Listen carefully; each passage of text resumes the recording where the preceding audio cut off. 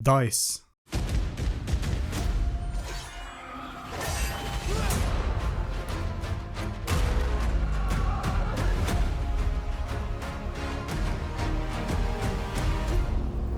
guess we're late to the party.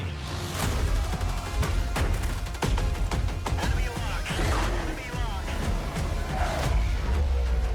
No one gets left behind!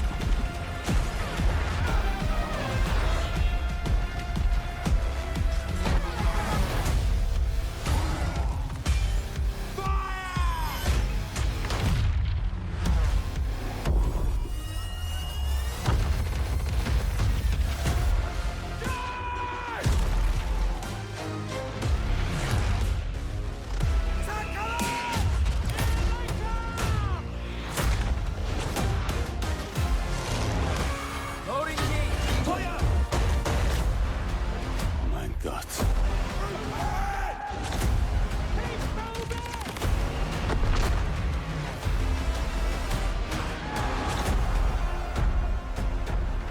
Once known as one of the most innovative studios in gaming, has undergone a dramatic transformation in recent years. From its pioneering days with Battlefield 1942 to the controversies surrounding Battlefield 2042, the studio's identity seems to have shifted. And with the massive exodus of veteran developers, we have to ask, is DICE still DICE?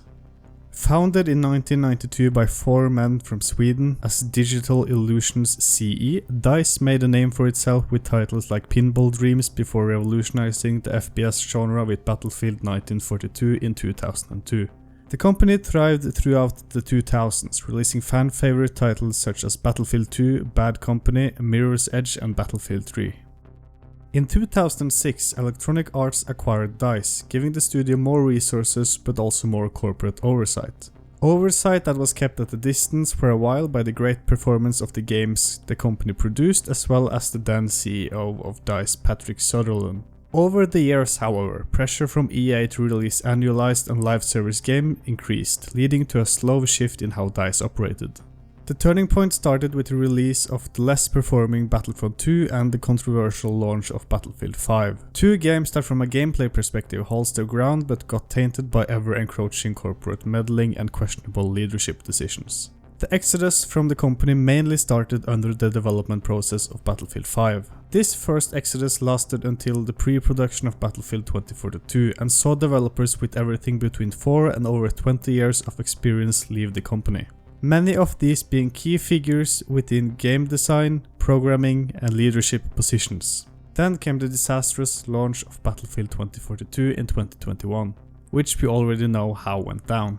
The backlash was immense, and within months even more key figures at DICE, including Battlefield's creative director, general manager and design leads, began leaving en masse, all leaving for one simple reason: creative freedom. By 2022, the studio was almost unrecognizable, with major talent gone and new leadership stepping in, leaving a question to be answered: what about the studio's identity?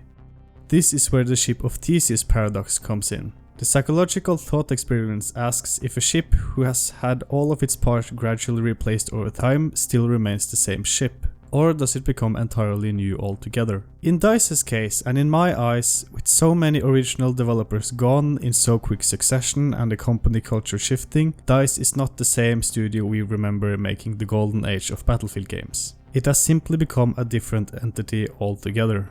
This is not unique to DICE, however. We've seen this happen with studios like BioWare, where most of the original creators of Mass Effect and Dragon Age have left, leading to games that feel different despite carrying the same name. This should not inherently be a bad thing, since turnover in every company or workplace is an inevitable part of its life cycle. The problem with DICE, and probably other game studios, has been how massive and quick these turnovers have been. In a normal setting where turnovers happen gradually over time, new developers get the opportunity to learn from old ones, melting old ideas, concepts and designs with new blood and initiative, leading to a gradual evolution of the company and its identity. If, for example, a person were to normally be an introverted person one day and the next day they would suddenly be overtly extroverted, the change would probably be disorientating and shocking for everybody around them. Change does not happen overnight, especially with larger entities. The gradual process of change in the perspective of game developing does not happen when the turnover rates are so massive and happen so quickly, as seen with DICE. Reflecting back on the ship of Theseus, the concept involves replacing one decayed part of the ship with a new one over an extended period until every plank has been replaced. In this scenario, one could argue that the ship retains its identity, as the new planks must integrate with the old material, retaining its cohesion while still adding something new. However, if one were to dismantle 70% of the ship and then rebuild it with new parts, it would be much harder to retain the ship's cohesion and identity, as one would essentially be constructing an entirely new vessel. The ship of Theseus works when changes happen gradually, allowing new parts to integrate with the old. But if you suddenly replace 70% of the ship, it's no longer the same vessel, it's something entirely new. That's what happened with DICE. We can see this exemplified with Embark Studios, who are mainly founded and composed of all DICE developers. Their game The Finals has subjectively more Battlefield DNA in it, both visually and in its gameplay, than 2042, making it in some sense feel more like a Battlefield game than a game with the Battlefield title. The same can probably be seen in Embark's other unreleased game, Ark Raiders, which has a striking resemblance to Battlefront 2 in its animation and graphical quality, pointing to the argument that some of the identity within DICE disappeared as the core developers went away. The sad thing about this is that the evolution that has happened within DICE and other studios in recent years isn't a result of natural changes in people and talent. It seems to have happened because of corporate oversight, bad leadership, and most importantly, lack of creative freedom, forcing people out because of frustration. The result of this being seen in games like Battlefield 2042, which plays, feels and looks significantly different from other titles in the series.